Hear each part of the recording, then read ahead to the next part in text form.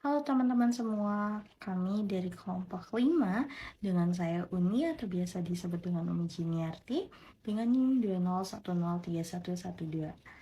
Pada kesempatan kali ini kami dari kelompok 5 akan menjelaskan mengenai BMC. BMC merupakan bisnis model kanvas di mana kami akan mengangkat mengenai perusahaan, desain grafis dan juga percetakan online. Selanjutnya di sini kami akan membahas mengenai BMC itu sendiri. Bisnis model itu seperti apa sih? Jadi teman-teman semua, bisnis model itu semacam blueprint ataupun strategi yang digunakan oleh bisnis di mana kegiatannya itu untuk menangkap, menyalurkan, dan juga mendelivery suatu value yang akan digunakan oleh bisnis itu sendiri. Jadi hal tersebut disebut juga dengan bisnis model kanvas. Bisnis model kanvas ada 9 kategori. Jadi sebelum kita menjelaskan satu persatu dari 9 item tersebut, kita sebut saja contohnya Gojek. Gojek memiliki beberapa kategori dalam usaha bisnisnya, yaitu yang pertama ada GoFood, ada Gojek, ada Gokar, dan lain sebagainya. Tetapi untuk lebih satu kita harus memantapkan tujuannya terlebih dahulu, yang mana yang akan kita dahulukan sebelum memulai suatu bisnis, yaitu baik dari key activities dan maupun hal lainnya yang akan kita bahas lebih lanjut oleh teman kami. Check it out!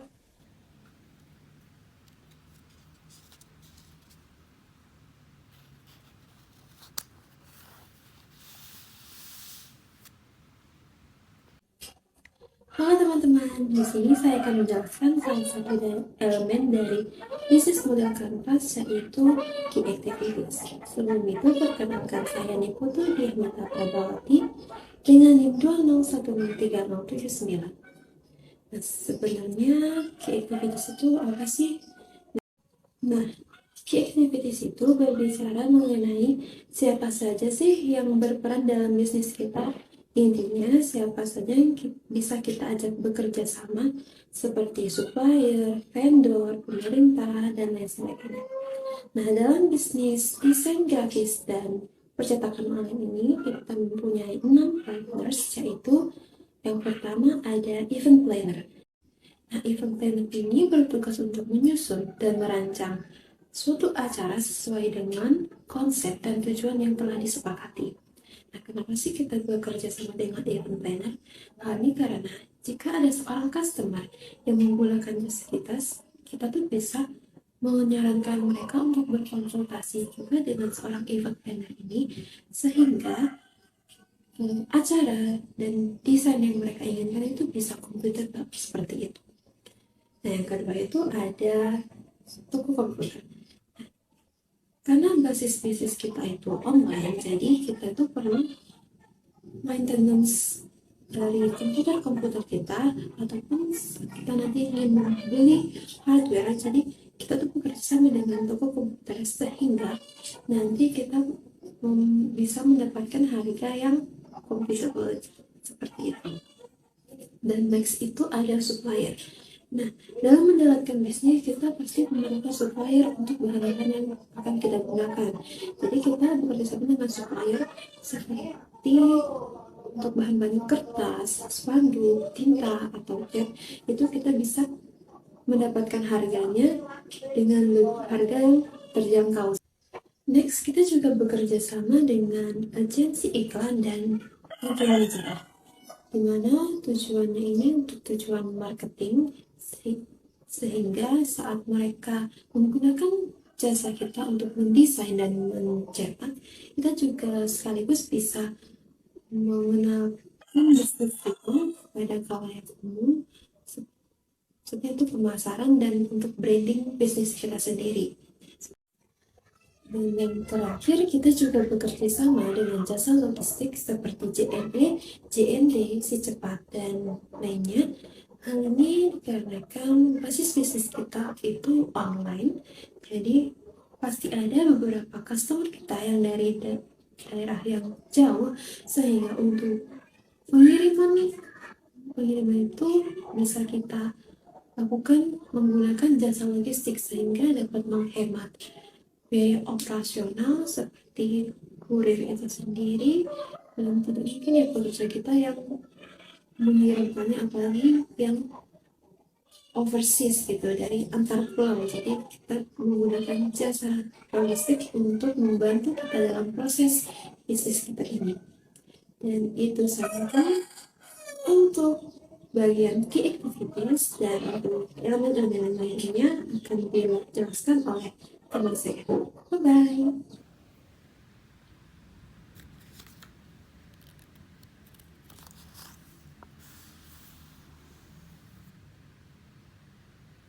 Halo, perkenalkan nama saya Lalo Ikrar Putra Bangsa dengan NIM 20103334. Di sini saya akan menjelaskan key activity dari bisnis kami, yaitu desain grafis dan percetakan online. Dimana yang pertama adalah aktivitinya adalah mengedit foto atau video, baik itu foto prewed, video prewed, bisa juga foto perusahaan, foto organisasi, atau video iklan atau foto iklan. Yang kedua di sini adalah membuat logo, baik itu membuat logo produk, logo perusahaan, dan logo lain-lainnya. Yang ketiga di sini adalah untuk mencetak, dimana bisa mencetak surat kabar, surat undangan pernikahan, dan juga surat laporan untuk mahasiswa. Sekian dari key activity, selanjutnya akan dijelaskan oleh teman saya.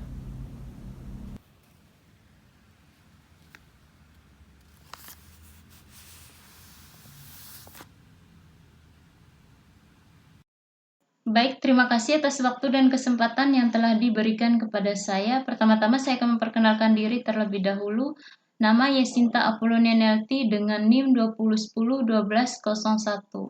Nah, pada kesempatan ini saya akan membahas materi yang telah diberikan oleh Bapak dosen dengan judul Desain Grafis dan Percetakan Online.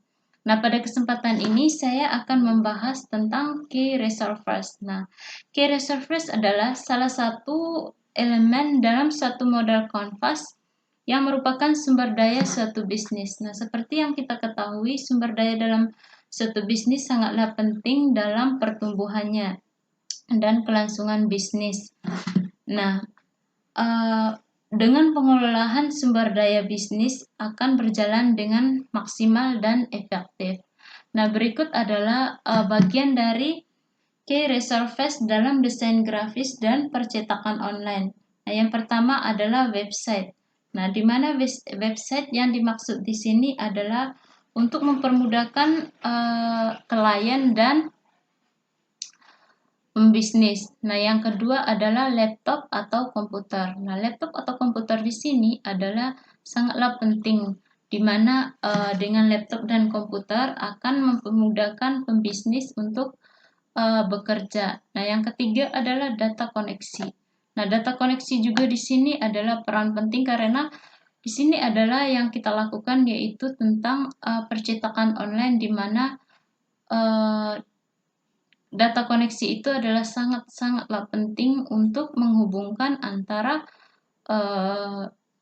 konsumen atau pembisnis ataupun melakukan desain grafis atau percetakan online. Nah, yang berikutnya adalah data dan analistik. Nah, data di sini adalah di mana konsumen akan memberikan datanya kepada pembisnisnya. Yang berikutnya adalah budget. Nah, budget untuk membuat suatu bisnis di sini, karena ini adalah sebuah bisnis online, maka budget yang telah ditentukan sangatlah minim, dengan nominal sebesar contohnya 2 juta ataupun 3 juta. Nah, baik, adapun juga bagian dari key resolvers ini seperti editor, kurir, dan tipe. Nah, demikian presentasi saya pada malam hari ini. Kurang dan lebihnya saya ucapkan terima kasih.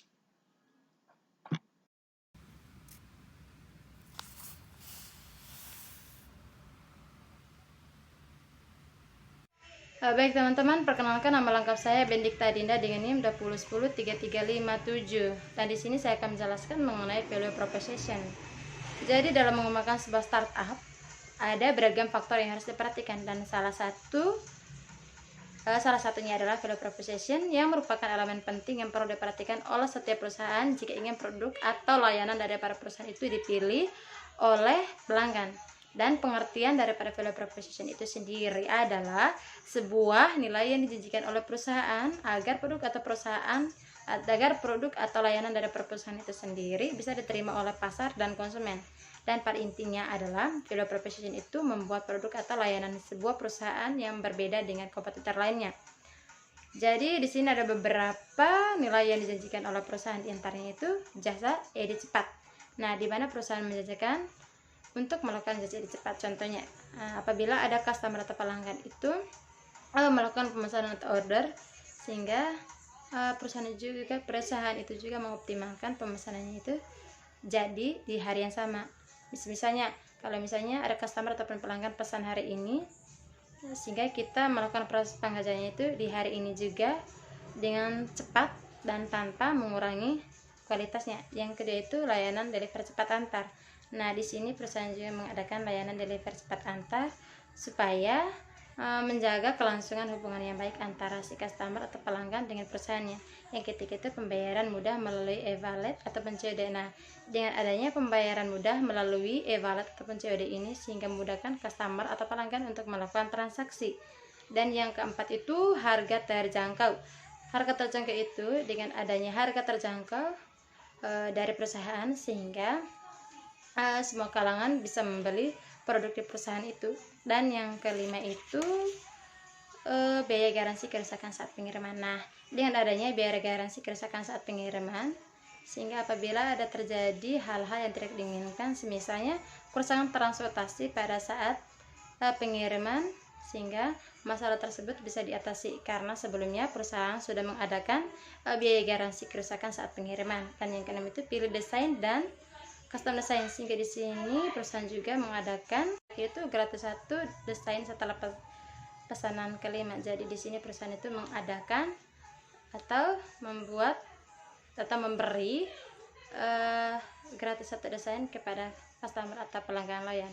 Baik, sekian dari saya, terima kasih.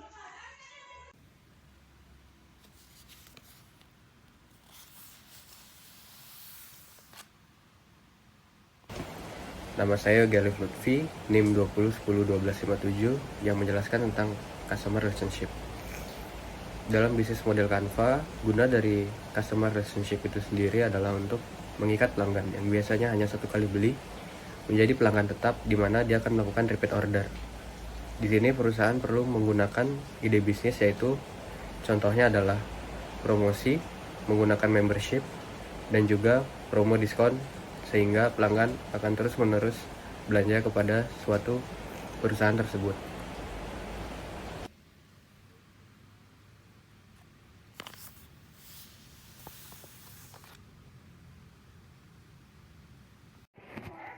Selanjutnya ada channel atau saluran. Nah, agar jasa kita itu bisa sampai ke customer, kita melakukan promosi lewat media sosial. Contohnya seperti lewat Facebook, Instagram, TikTok, WhatsApp, dan lain sebagainya.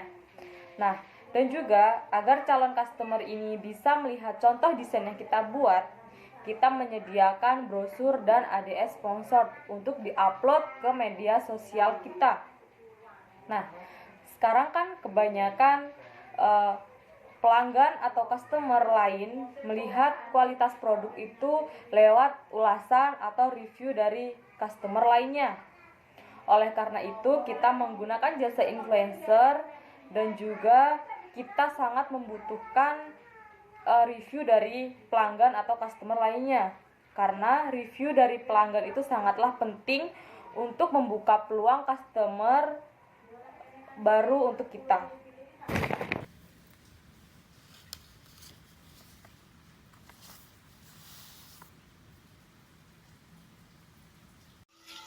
Perkenalkan, nama saya Hendrika Fitriani dengan NIM 20101189. Di sini saya akan menjelaskan bisnis kanvas dalam dunia percetakan bisnis online.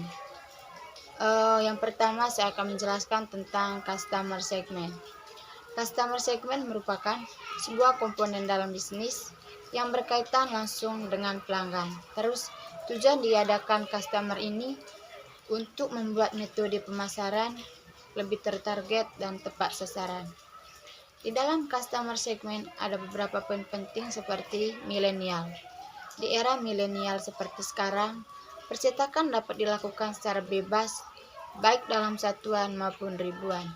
Tidak hanya itu juga, prosesnya bisa dilakukan hanya beberapa menit. Contohnya itu seperti banner, brosur, undangan, dan kartu nama.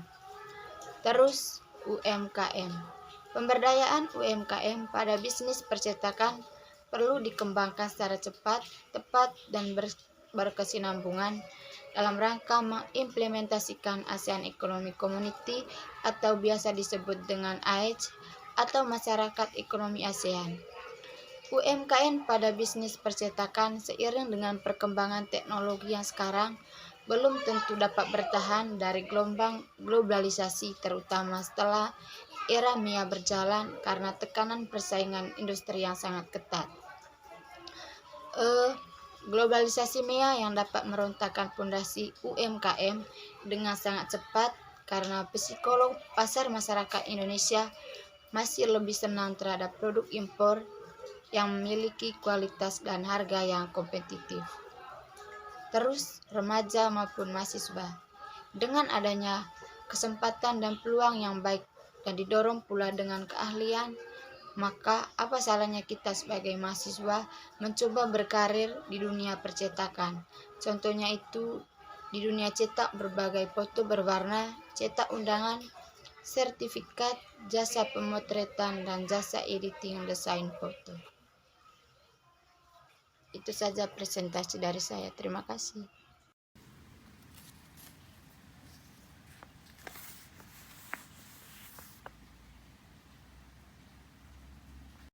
Perkenalkan, nama lengkap saya Yohana Rueng dengan NIM 20103374. Di sini saya akan menjelaskan tentang cost struktur. Cost struktur terdiri dari 4 bagian. Yang pertama, biaya gaji. Biaya gaji adalah biaya periode yang dikeluarkan oleh perusahaan sebagai imbalan kepada para karyawan yang telah selesai melaksanakan kewajiban kerja. Yang kedua, biaya sewa. Biaya sewa adalah kewajiban perusahaan yang harus dibayarkan kepada pemilik properti yang telah meminjamkan aktiva demi kepentingan perusahaan. Yang ketiga, biaya manset. Biaya manset suatu kegiatan untuk memelihara dan menjaga fasilitas yang ada serta memperbaiki. Dan yang keempat, biaya operasional. Nah, biaya operasional, biaya yang perlu dikeluarkan oleh perusahaan secara berkala supaya kegiatan produksinya berjalan dengan lancar dan baik. Sekian dan terima kasih.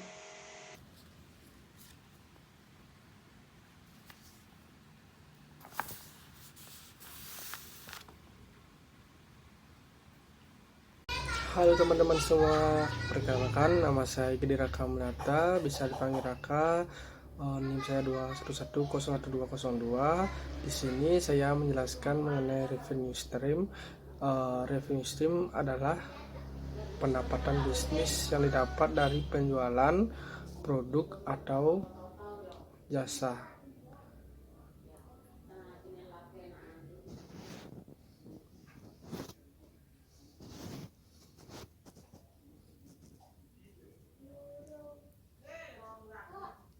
Sektor pendapatan atau profit desain grafis dan percetakan online yaitu didapat dengan cara menjadi reseller,